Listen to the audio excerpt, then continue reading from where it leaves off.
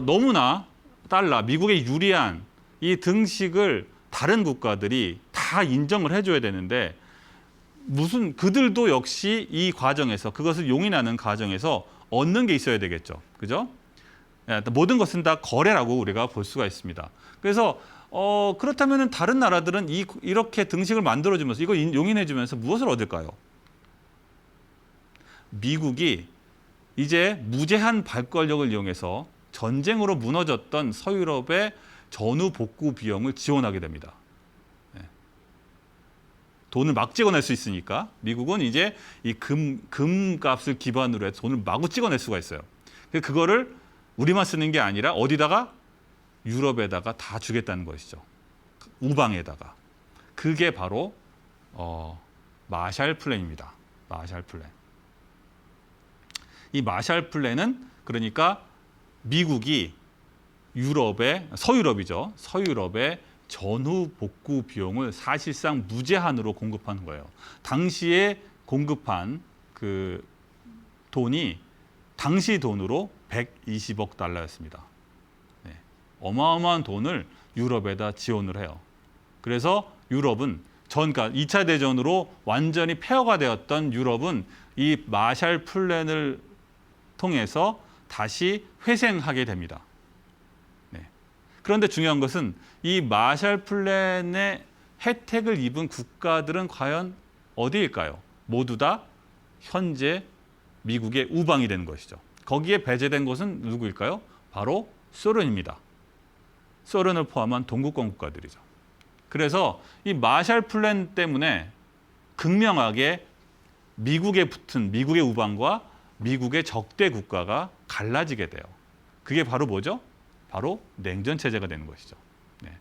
결국 냉전 체제가 어떻게 만들어졌는가를 생각해 보면 이 브레튼 우드 체제와 마샬 플랜 그 과정에서 벌어진 내편, 니편 나누기로부터 냉전 체제가 고착화가 됐다고 볼 수가 있습니다. 결국은 화폐 시스템을 어떻게 운영할 거냐, 기축통화를 누가 운영할 거냐 이런 관점에서 냉전 체제가 확정됐다고 우리가 이해하는 것이 좋겠는 것이죠. 그만큼 화폐 시스템은 중요한 의미를 갖고 있는 것입니다. 자, 그런데 이렇게 해서 흥청망청 브레튼 우드 체제 하에서 금 1온스 이퀄 35달러라는 것을 이용해 가지고 흥청망청 돈을 찍어내서 돈잔치를 하고 있는 상황에서 이제 예일대 교수였던 로버트 트리핀 교수가 경고를 합니다. 이것이 트리핀의 딜레마라는 그게 알려져 있는데요. 이 트리핀 교수가 했던 그 경고는 뭐였냐면은 자, 미국이 이제 기축통화를 가지고 돈을 마구 찍어내게 됩니다. 많이 찍어내게 되면은 미국 기축통화 발행국인 미국은 무역 그 자체가 모두 다 무역 적자로 이제 변화가 되는 거예요. 그러니까 통화를 찍어내면 찍어낼수록 미국은 무역 적자에 허덕이게 된다. 이런 이론을 제안한 겁니다. 그렇다면은 미국이 무역 적자를 없애기 위해서 기축통화를 억제하면은 발행하지 않으면 어떤 일이 벌어질까요? 전 세계는 장기적인 경기 침체에 들어가게 되는 것이죠. 따라서 경기를 살리자고 하자니 미국이 무역 적자가 일어나고 미국을 살리자니 전 세계가 경기의 침체가 되는 이러한 딜레마에 빠지게 될 것이다 하는 것이 트리핀 교수의 예언이었습니다. 경고였죠, 경고. 이 문제는 지금도 유효합니다. 네, 지금도 미국이 많은 무역 적자를 보고 있는데 그것은 기축통화국으로서 가질 수밖에 없는 원죄 같은 거예요. 네. 네, 그렇습니다. 그런데 저는 이 관점에서 조금 다르게 봅니다. 왜냐하면은 사실은 이 금 1온스 이퀄 35달러라는 이 브렌트 체제 시스템은 트리핀의 딜레마보다 훨씬 더 심각한 그러한 문제를 안고 있다는 것이죠. 그게 뭘까요? 그것은 금 본위제의 근본적인 문제와도 관련이 있습니다. 만약에 물론 현재 이렇게 픽스해서 가치를 강제로 유지시켜놨는데 그렇게 마구마구 찍어낸 그러한 달러를 보증하기에 충분한 금이 없다면 어떤 일이 벌어질까 하는 것이죠.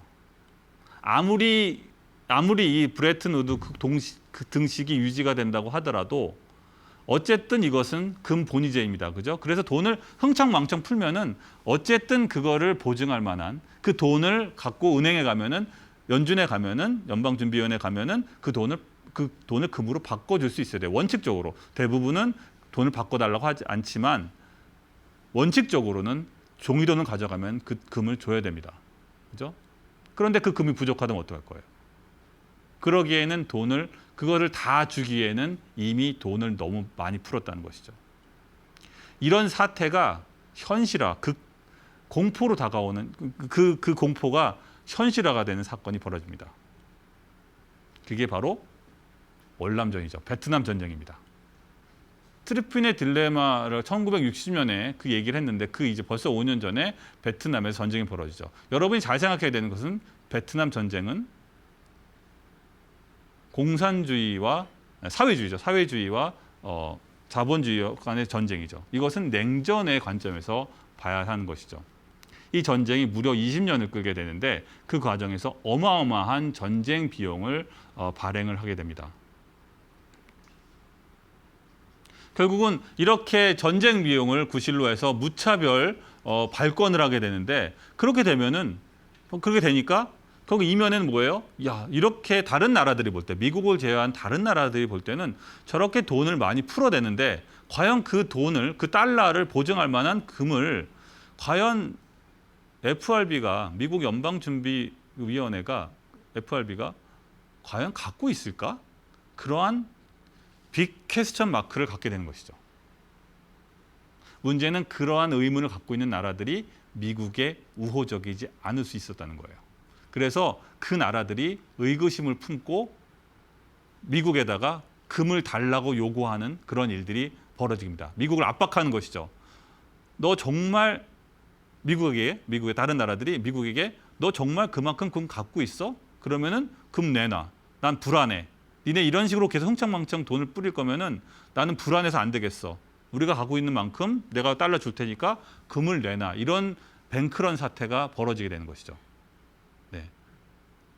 그런데 사실 미국은 당연한 얘기지만 그렇게 많이 찍어낸 것을 보증할 만큼의 금이 태부적이었어요. 그러니까 미국은 외교적으로 엄청난 압박에 시달리게 됩니다.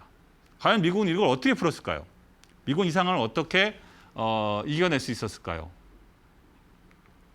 방법이 없습니다.